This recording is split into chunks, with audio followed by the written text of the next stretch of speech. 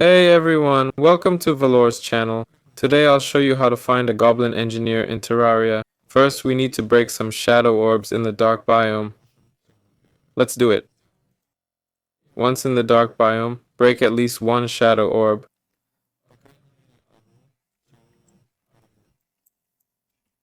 Like this.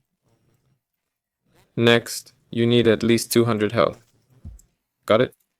To do this, collect hearts like these. Use them until you reach 200 health.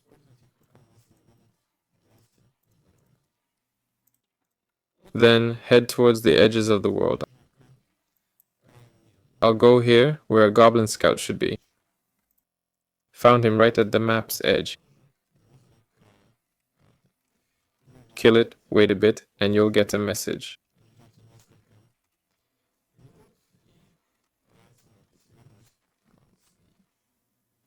After defeating the goblin army, explore caves for the inventor. This could take minutes or hours. Don't waste time searching specifically. Instead, mine ore and explore caves. You'll find him eventually while doing other tasks. This has been Valor. See you later.